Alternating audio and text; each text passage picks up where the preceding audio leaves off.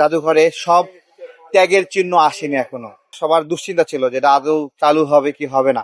মানুষ যত স্যাক্রিফাইস আছে তার 10 ভাগের 1 ভাগ হয়তো আসছে। সবাই বলতেছিল যে বিএনপি হয়তো চালু করবে না। আমরা যারা জুলাইয়ে ক্ষতিগ্রস্ত হয়েছি বিভিন্নভাবে বিভিন্নভাবে হতাশা কাজ করে, এটা কেন হলো না, ওটা কেন হলো না, এই হতাশা থাকবে। জাদুঘরে ক্ষতিগ্রস্ত যারা আছে তাদের বিভিন্ন স্মৃতিচিহ্নগুলো দেখছিলাম। এগুলো দেখার পরে একটা জিনিস মনে হয় যে যারা এতটুকু ত্যাগ স্বীকার করেছে, এই বাংলাদেশ যতদিন আছে তারা যেন কোনো কষ্টে না থাকে। এইটাই, যে শহীদ পরিবারগুলো আছে তাদেরকে যেন অভাব না স্পর্শ করে। যেই পঙ্গুত্ব বরণ করা ভাইরা আছে তারা যেন এরকম এরকম হতাশা নিয়ে না মারা যায় যে অভাব অনটনে মারা যাচ্ছে। তাদের পরিবার যেন এই কষ্ট, কারণ আমরা যদিও অনেক আকাঙ্ক্ষার পূরণ হয়নি, অনেক চাহিদা আমাদের পূরণ হচ্ছে না, তারপরেও আমাদের ভোটাধিকার, আমাদের গণতান্ত্রিক অধিকার সবকিছু মিলে দীর্ঘদিনের ফ্যাসিজম, এটার পরিবর্তন হওয়ার দরকার ছিল।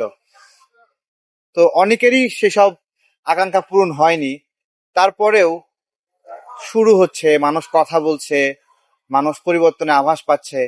আমরা সেই জায়গা থেকে ভোটাধিকারের জায়গাগুলো এখনো সেই আকাঙ্ক্ষা নিয়ে থাকি যে ভোটাধিকার গুলো নিশ্চিত হোক, মানুষ তার পছন্দের মানুষকে ভোট দেওয়ার অধিকার পাক। কিন্তু এই জুলাইয়ে জাদুঘরে সব ত্যাগের চিহ্ন আসেনি এখনো। মানুষ যত স্যাক্রিফাইস আছে তার 10 ভাগের 1 ভাগ হয়তো আসছে।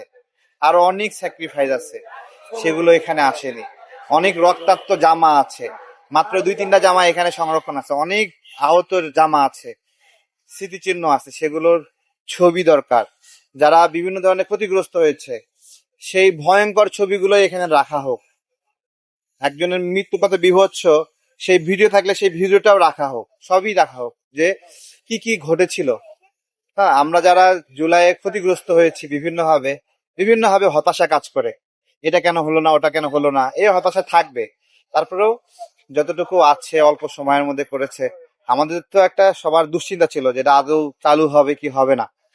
সবাই বলতেছিল যে বিএনপি হয়তো চালু করবে না, এরকম একটা গল্প সাজায় নিয়েছিল। তা যাই হোক, শুরু হয়ে গেছে।